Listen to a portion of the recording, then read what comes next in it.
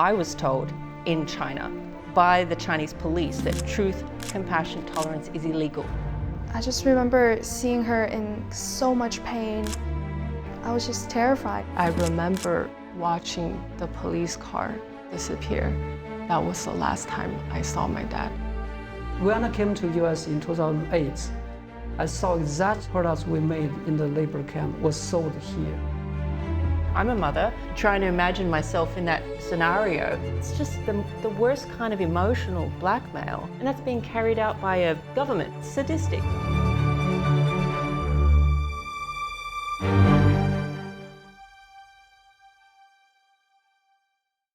Hello everyone, I'm Steve Lance. I'm the host of NTD's Capital Report. Today I welcome a very different group of guests. They may not have much to say about American policy, but each one of them has a story, a very compelling story, that reminds us of the critical role America plays in the world stage and how much our foreign policy choices could mean to the voiceless throughout the darkest corners of the world. For us, it may be just boring policy and may sound distant, but for others, these policies give them protection they need to survive atrocities that here in America we can only imagine. 25 years ago today, when the Chinese Communist regime launched a nationwide eradication campaign against the spiritual group Falun Gong, tens of thousands of innocent lives and their stories were changed forever. As this atrocity is still alive today, more still needs to be done. I'm really honored to have you all sitting here with me today. And we're here, unfortunately, on the eve of the 25th anniversary of the persecution of Falun Dafa. And each of you brings a unique personal story to this persecution. And sometimes it's a persecution that is so distant to many people, the crimes that have taken place. And we're going to unpack some of those through your personal stories. It's also a very special time because just recently, the Falun Gong Protection Act passed in the House of Representatives. And this is a significant moment in history. And I want to get your thoughts on that. Right now, I'm happy to have Ellie Rao joining us, Kay Rubacek, Minghui Wang, and William Huang. When you heard about this Falun Gong Protection Act passing in the United States, what did that mean to you? What type of message does this bill send to the CCP, to Beijing, outside of what some might consider a formality in the US? Okay, I say it sends a wonderful message, right? It's an important message, but isn't it, about time? Sorry to say, but it's about time. 25 years. 25 years of persecution. That's what we're talking about here. This isn't something that just started last year, and that we cannot forget that this is not over.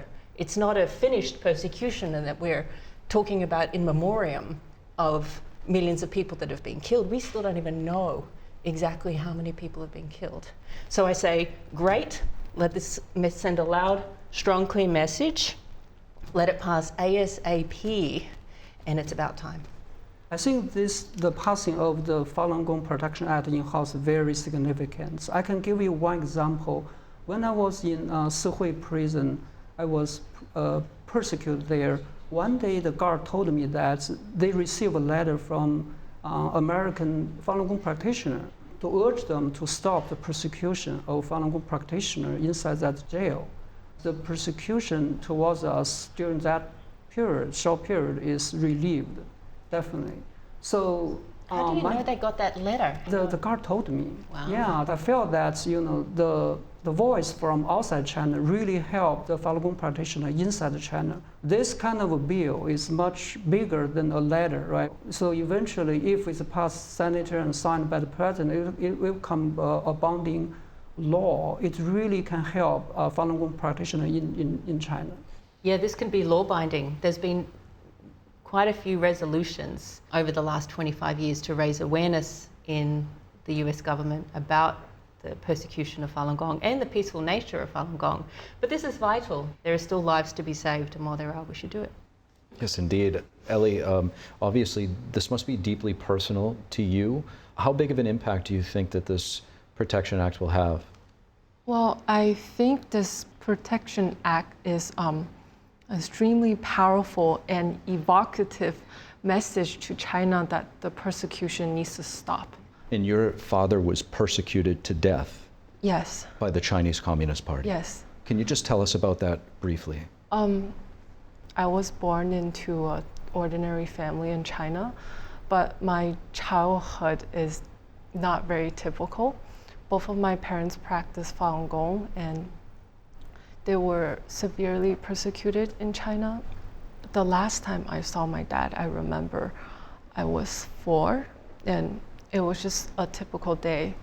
All of a sudden, there was a knock on the door. My grandma opened the door, and there were these 2 guys. They said they were here to check on the water meter. And then all of a sudden, there was 5, 6, 7 guys.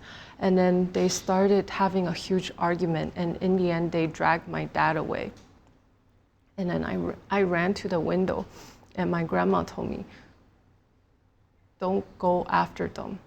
And basically, I remember watching the police car disappear, and that was the last time I saw my dad. So sorry. And that was because he practiced Falun Gong. Yes. It's interesting because I'm a film producer. That's what I've been making programming for film and television for my professional career.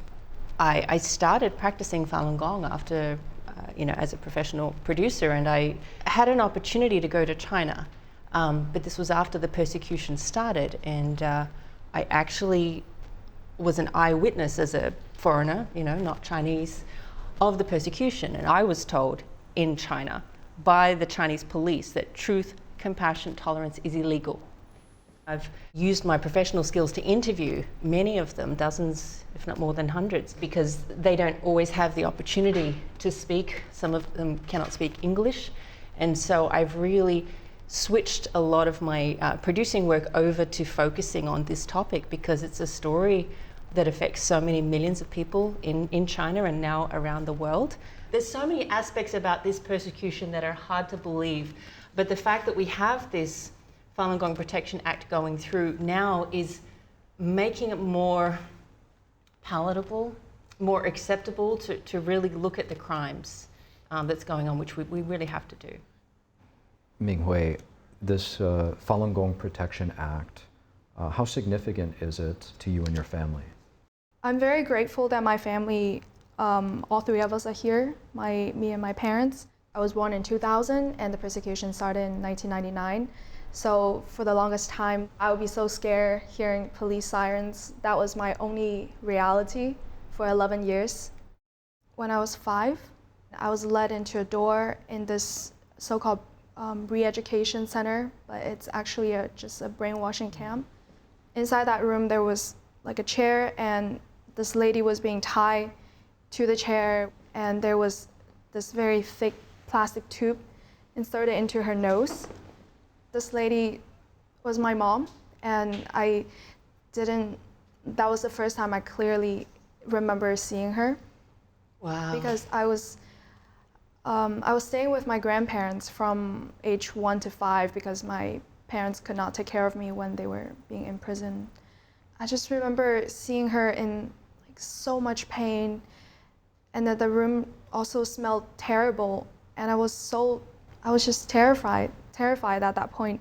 What was this thick plastic tube? Was it oxygen to help her breathe, or? She was put under force feeding. They did it so many times to her, and every experience of that was just like the Chinese word was 生不如死, which is probably better to be dead at that point than to be alive to experience that. So they brought me into that room to witness that. They did that because they want her to see, look, your daughter is crying, your daughter is having so much pain, your daughter couldn't recognize you like this because you practice Falun Gong. So why don't you renounce your faith right now? So they were using you to kind of coerce her. Yes. Most people probably have never heard of force feeding, but it is a torture method used in China. Yes, I personally experienced that. In fact, I graduated from Tsinghua University, the top 1 engineering institute in China. People also call it China's MIT. I was in jail for totally 5 years just because of my belief in Falun Gong. So when I was in detention center, I felt, we are so wrongly treated because we are trying to be a good person. Why we were persecuted here? So I held a hunger strike. I refused to eat anything or drink anything for totally 5 days. After that, I fainted because it's my body is weak. Then they chained me 4 limbs in a wood plank. Then they pinched my nose. I cannot breathe freely, and they used a chopstick to stick into my throat. Then I feel very painful. What was the chopstick for? Kind of like invoke, I have to suck in something. Okay. Then they pour a liquid into my mouth. It's very painful experience, definitely. I feel very hurt here. One of my schoolmates, he was force feeding many times. Once his AirPod just broken because the force feeding. They use like a plastic tube to stick into his stomach, but damage the air pipe. So that kind of thing. He has to go to the emergency in the hospital. One practitioner, he from Guangzhou, even he persecuted to death just because of force feeding. It's definitely kind of a torture. Like what they did to Ming Hui. I mean, can you imagine bringing a 5-year-old child into a room with? I'm a mother. Just trying to imagine myself in that scenario where it's just the worst kind of emotional blackmail, and that's being carried out by a government. I mean, really, it's sadistic to do that, to impose that on a child. See, what drew you to work in prison for that vote, voting in favor of it?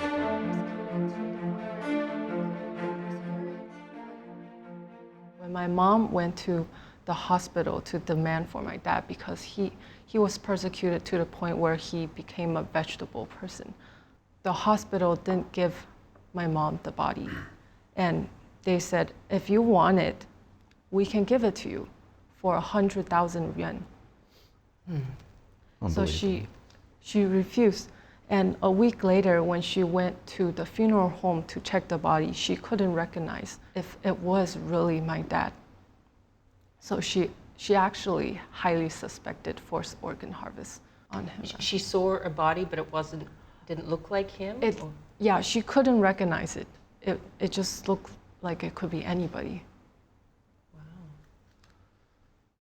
Thank you so much for painting the picture, the horrible picture that you just did. Now, with that said, William, the Falun Gong Protection Act specifically goes after those who are complicit or involved in one of the most heinous crimes known to man, which is forced live, state-sanctioned by the Chinese Communist regime organ harvesting. Yes. Where they are known to extract organs from living human beings, cremate the bodies so that there's no evidence, sell the organs at top dollar, and they're doing this to healthy prisoners of conscience. You were a prisoner of conscience, literally. Right.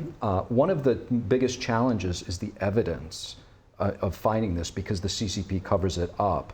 What can you tell us about this crime of organ harvesting? I was persecuted in Sihui prison, which is located in Guangdong province in southern China.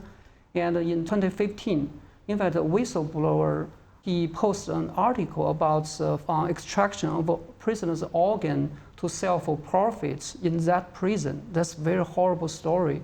I read the whole article. The whistleblower, in fact, is a guard inside the prison. I know him pretty well because he was the guard in the same ward in the prison when I was in there.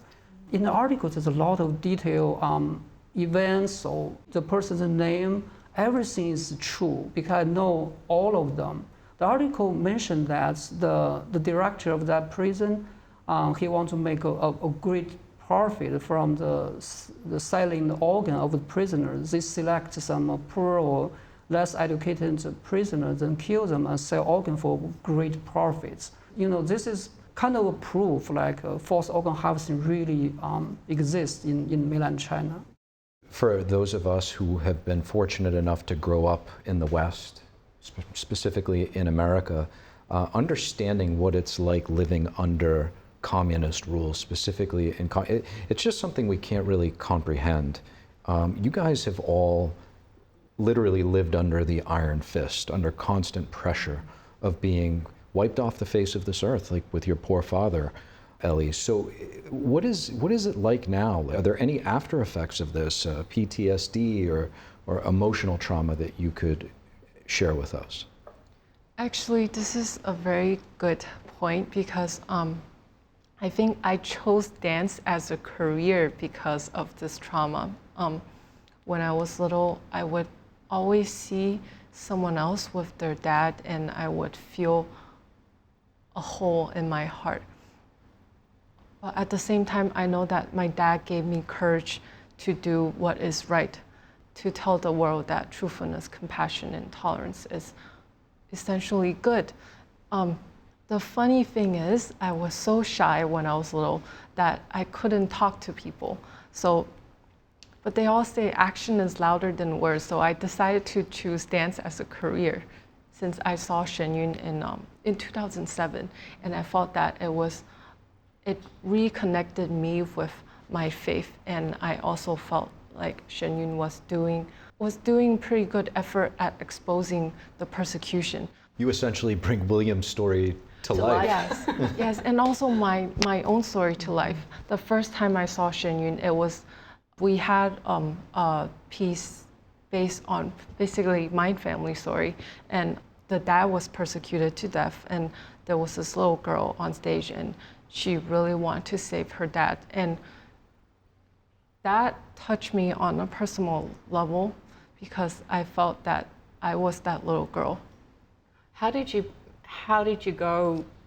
I can't imagine trying to, it's like playing yourself in a movie and you're reliving that painful story. How did you do that? It's hard to describe because on stage everything is compact, and every single time we know that we're telling the audience something is going on in China, and we want to bring them hope because it's always someone is persecuted, but at the end of the day, goodness prevails, and because we believe in God, God will help us. And I remember this one time, I didn't play the little girl. I played this fairy that came to the little girl when she was really sad. When I held her hand, she had a tear dropped onto my hand. And that one performance was really special to me because I felt that I was her at the same time. Oh wow, that's so touching. It's very touching. Yeah. Honestly, every time I saw the program about persecution in Shenyun, I will be moved to tears. It's very touching. Probably because myself, experienced the real story of the persecution. Minghui, I have a question for you. In fact, when you was very little, right, your father in the labor camp. So how do you communicate with your father at that time? My mom and I actually tried to visit him many, many times, and we were denied because he wouldn't transform. So transform basically means renounce your faith, sign the paper saying you won't practice Falun Gong anymore, and my dad refused to do that. So I started writing to my dad, and I remember the first letter, it was of a postcard. This is him writing to you, or you writing to him? I wrote to him. Okay. Yeah, as the starting letter. How old were you? I was 7 years old. Oh. Yeah, my handwriting was terrible. Can you still read it? It's better than my Chinese. Yeah, so it's in the back of a postcard. I started with, "Hey Dad, how's your physical conditions? Maybe you're so unhappy inside, being in the labor camp. Let me tell you a joke." And I told him a very stupid joke. But yeah, and then I also reported on, oh yeah, I have a month till I have the final exam, and then I'm gaining weight, I'm also growing taller. So very, very mundane stuff. And then we had these kind of letter exchanges for Basically, the 2 years that he was inside the labor camp, actually for one of my birthdays, he wrote to me like a poem that rhymes and it's a little bit funny. I think from that poem, I realized, wow, he really remember every single thing that I mentioned in the letters, that I was watching TV a lot, I was learning how to swim, but then getting a horrible tan, and then I was like pointing out that some of the words that he was using was wrong or like misused. It just felt like he was trying his best to fulfill his duty as a father, even while being in prison. He would include everything in that little poem as like that was his birthday gift to me, and yeah, it's the best birthday gift I could ask for. Can you relate to that, William? You know, what were your experience while you were in prison? Like, you talked about the letter that the guard received from America. What about internal letters between people? Yeah, exactly as Minghui mentioned. In fact, the communication between the Falun Gong practitioners inside the prison and outside the relatives is very hard. Especially the relative also practice Falun Gong, almost impossible. If the practitioner inside the prison not called, give up the belief. And I seldom to receive a letter from my family because my family also practice Falun Gong, so very hard for me to get a letter. But every letter will definitely encourage us a lot. I really appreciate everybody sharing some very, very powerful personal stories. One thing that I was kind of taken back by is everybody here at the table has been persecuted in one form or another, directly, literally directly. But I think, Kay, you kind of stand out. You're the only non-Chinese here. Tell us about your experience in Beijing. I went to Tiananmen Square in 2001. The persecution had been going on for a few years, since 1999. I started practicing Falun Dafa in 1998. I had gained so many health benefits, and it opened my mind, and I felt really a greater sense of purpose. And then a few months later, I learned that someone had been killed, that there was a Chinese older woman who had been tortured to death for doing 5 sets of gentle exercises and reading a book, the same thing as me. And you know, just the shock from that was really hard.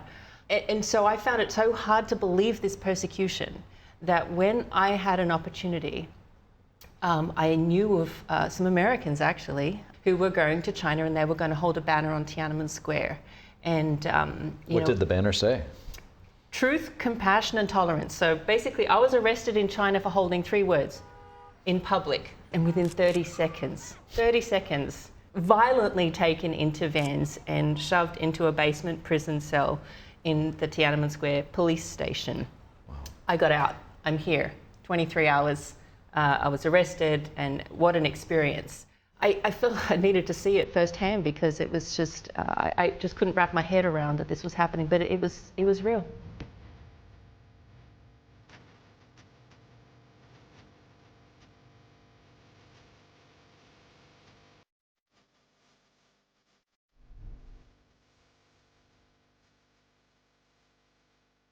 How many, by show of hands here, have been to Tiananmen Square on behalf of Falun Dafa? Me.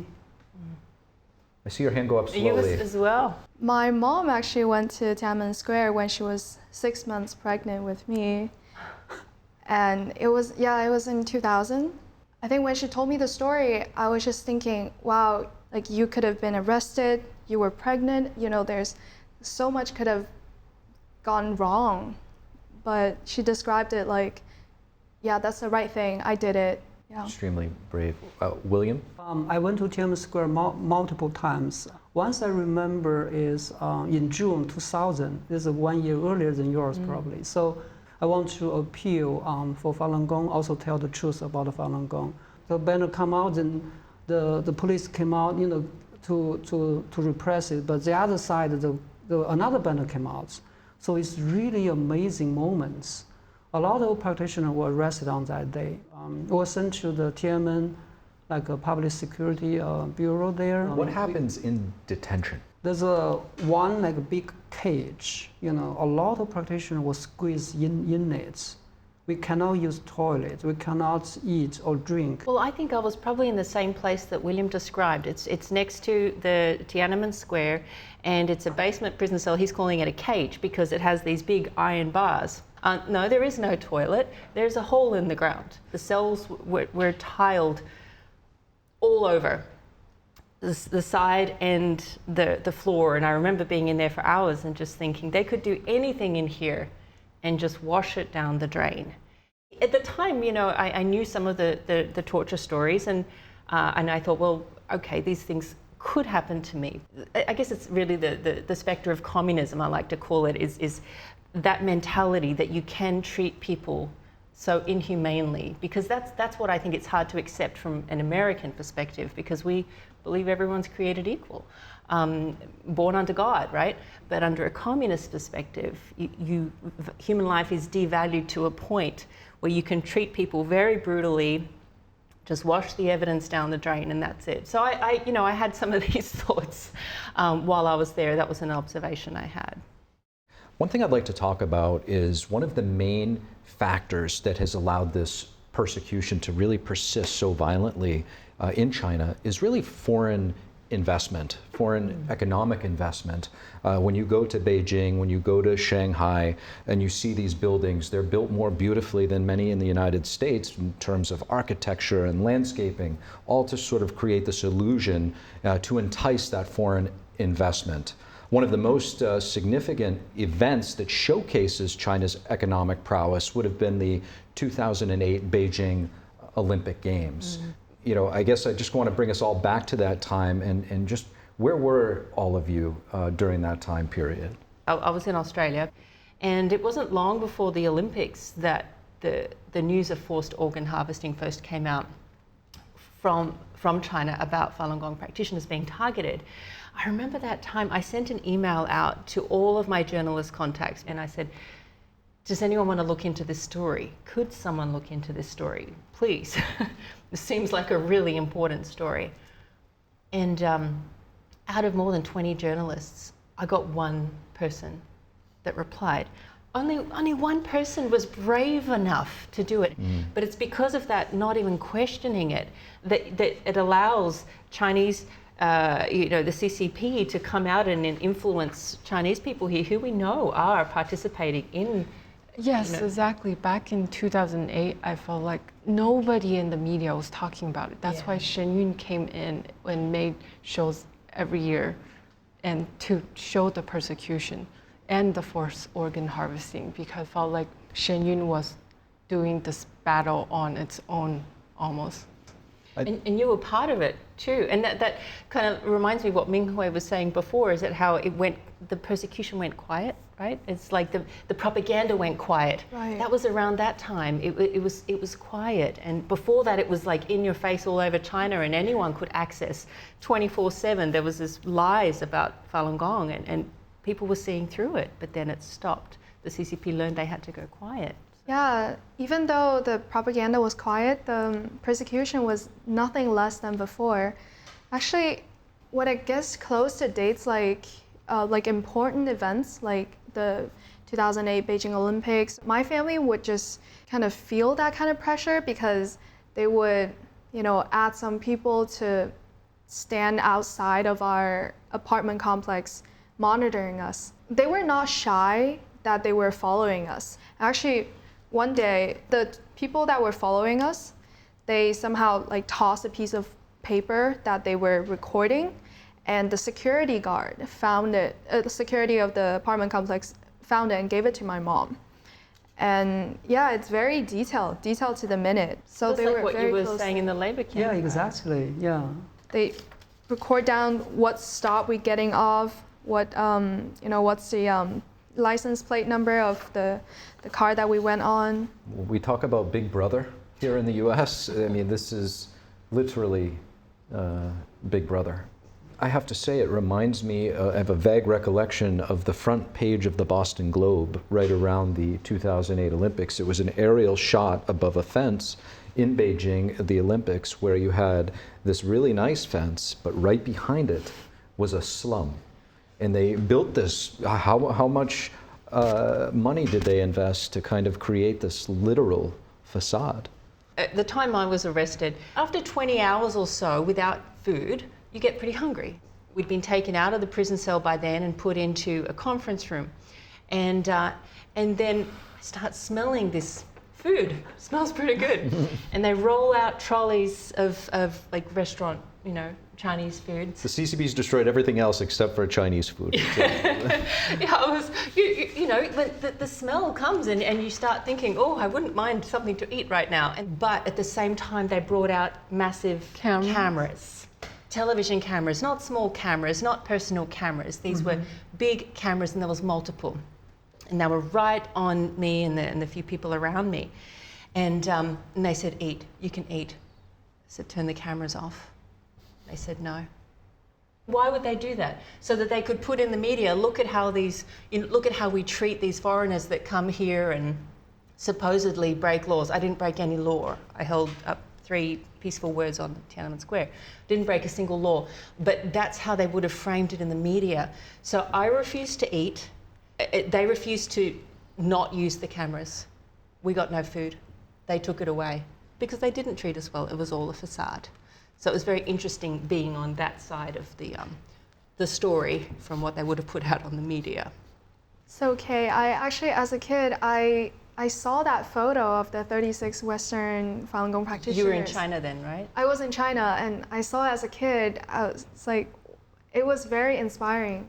What was your experience like in Tiananmen when you were doing it? I didn't know what was going to happen at the time, but it opened my eyes to how so many of the Chinese people had been brainwashed. And that whether it's the Chinese police telling me, no, Falun Gong is persecuted all around the world, I'm thinking, you're crazy, because that's not true. But they really believed it. They really believed it.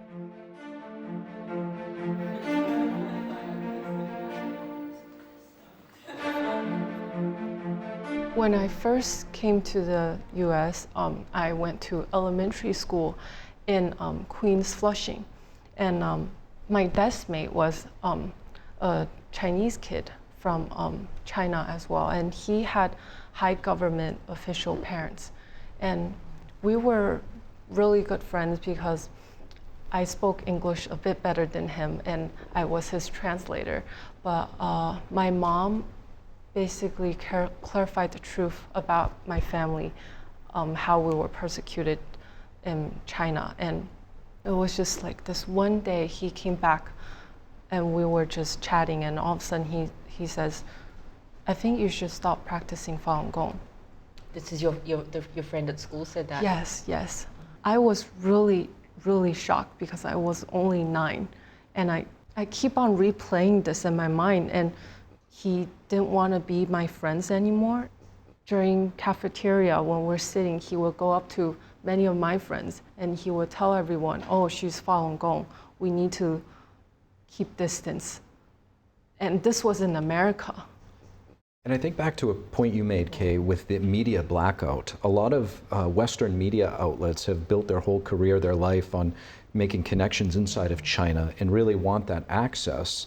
And so they're somewhat selective, and they know that Falun Gong and the persecution is off limits. And I think that it's worth noting that along with the July 20th anniversary date of the persecution, it's also going to be the 25th year of the Epoch Times and NTD media coming to life and being born specifically for this reason.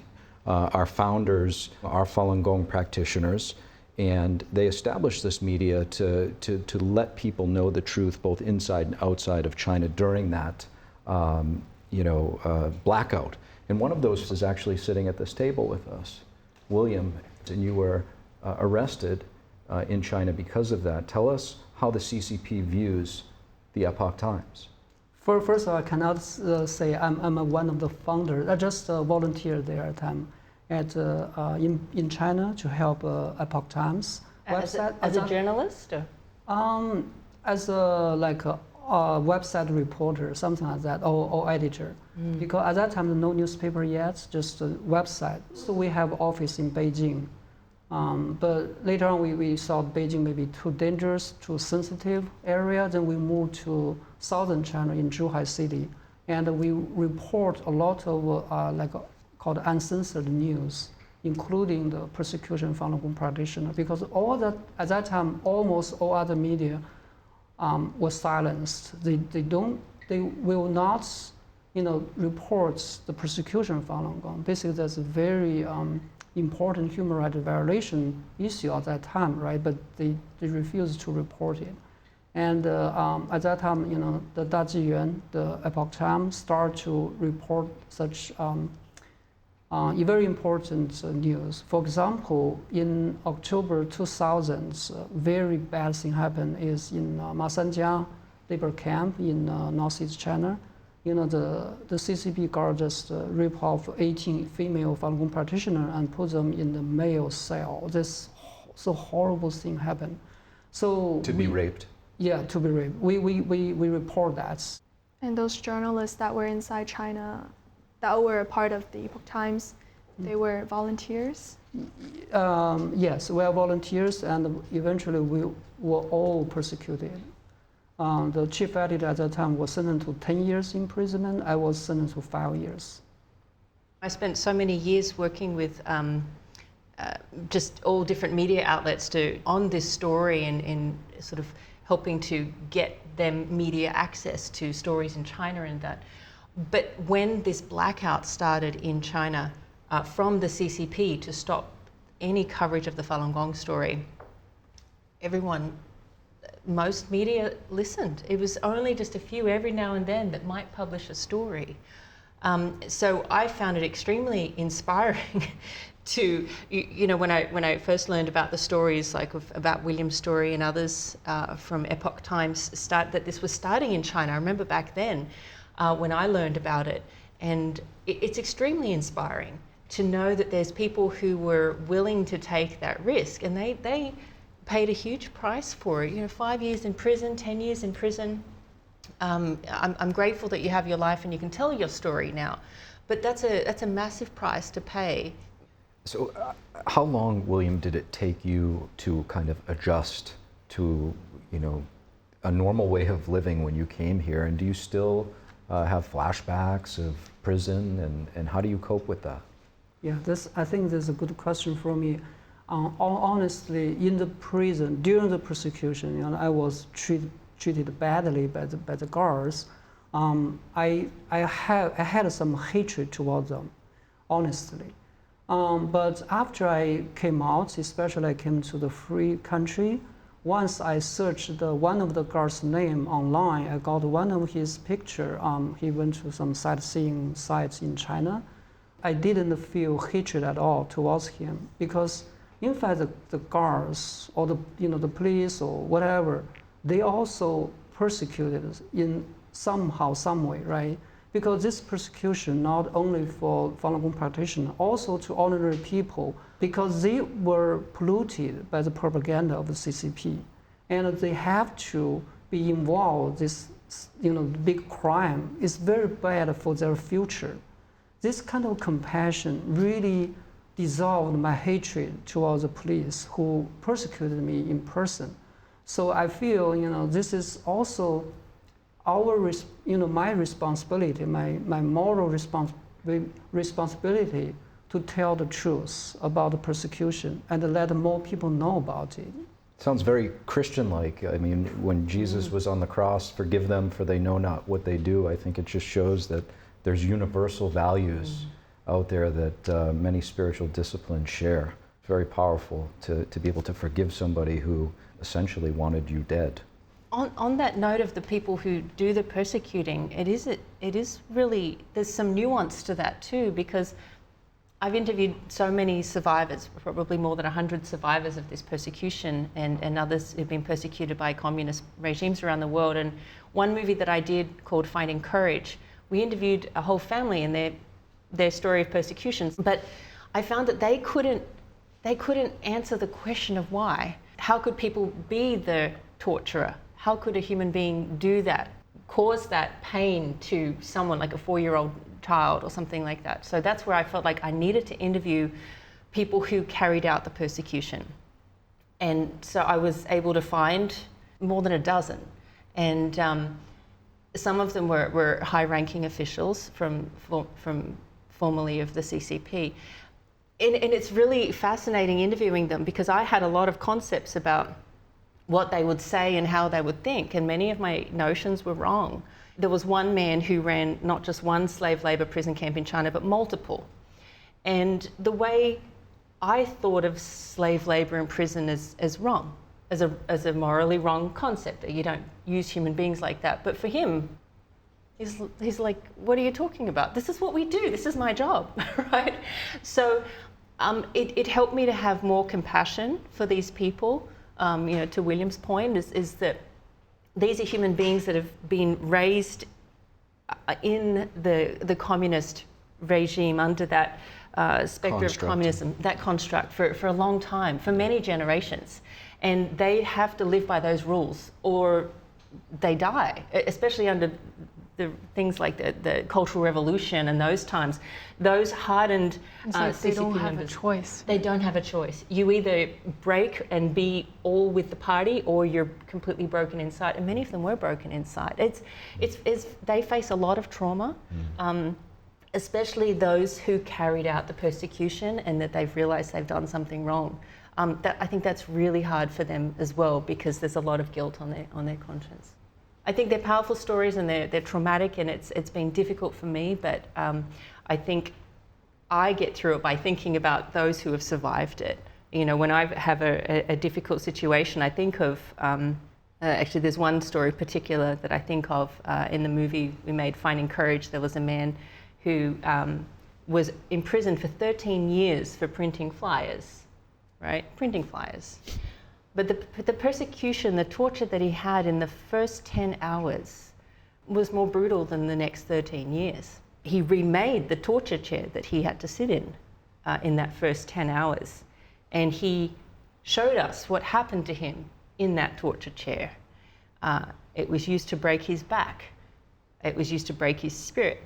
But he didn't break. He didn't give the information. He never renounced his faith. And the strength of character in that person, his name is Leo Wang, and he's in our movie. I've often thought, when I'm facing a really big challenge, how am I going to get through this? Or this is really difficult, or I need to decompress after hearing hours of testimonies about torture and things like that.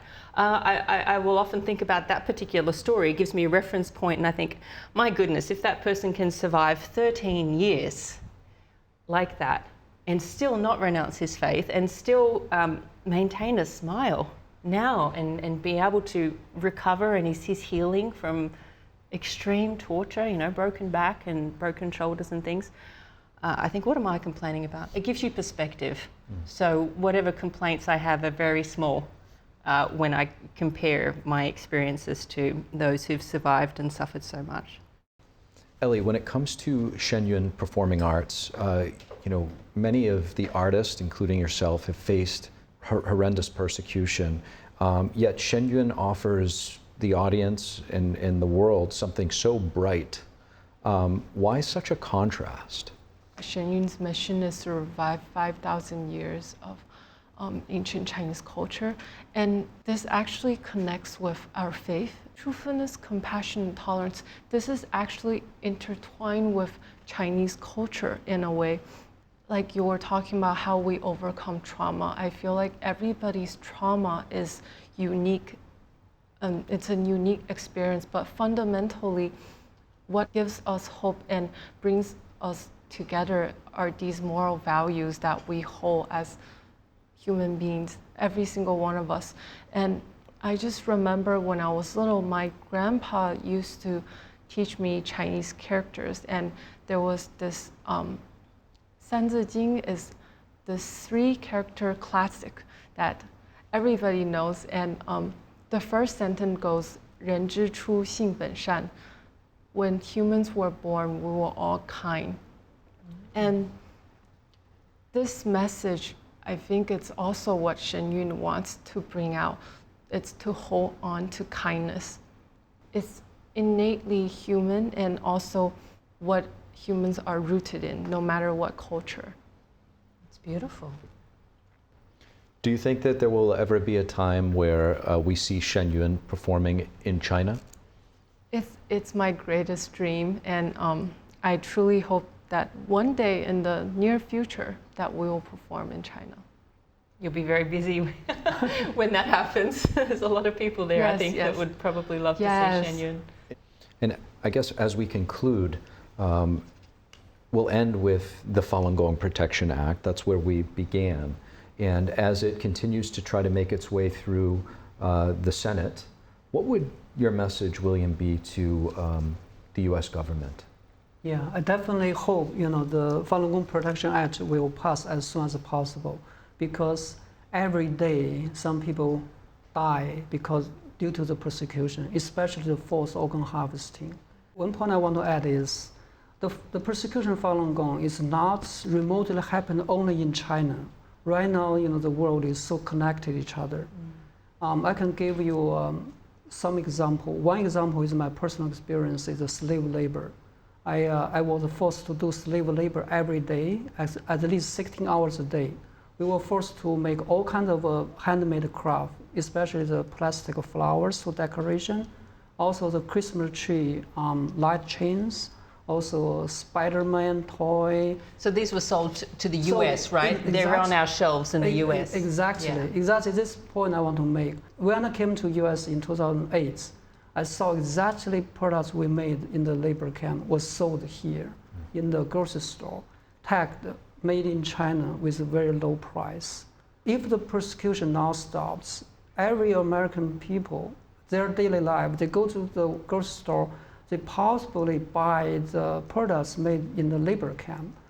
Maybe some is by the Falun Gong practitioner. So the persecution really related to everyone. Another example is the forced organ harvesting. Western company, they export the pharmaceutical equipment and the medicine related to forced organ harvesting in China, right? This kind of connection. Also, the organ transplant doctor or expert in China, they were trained in U.S. because U.S. is the leading country of the organ transplant. So my point I want to make is the persecution is not remotely happen only in China. It's in fact is related to everyone. Minghui, you had mentioned earlier you visited Congress. What would you say to your representative? I would say to my representative that there are many ordinary Americans like myself who have friends and families that are still in China that are going through this persecution. Like people who are undergoing this, they are not just like a distant figure. They are not just numbers or statistics. They are actually people, within your district, and you can do something about it. Yeah, I think it's important to note that this persecution isn't over. It's still very, very much active, and there are real-world consequences. People are being killed. With that said, Ellie, what would your message be? I feel like on a personal level, I hope the persecution would stop as soon as possible. And in the future, there wouldn't be anyone anywhere on Earth, essentially, to lose their dad at such a young age because they practice truthfulness, compassion, and tolerance. I hope this persecution can end and future generation would not have to go through so much hardship. Very well said. I have to say, I know that a lot of the issues that we talked about today weren't easy to talk about. And I just want to thank everybody for all that you've been through and to be able to share that with me and everybody else that's watching. It's really important, especially as we approach year 25 of persecution with some light at the end of the tunnel with the Falun Gong Protection Act halfway there to the finish line. With that said, thank you all very much.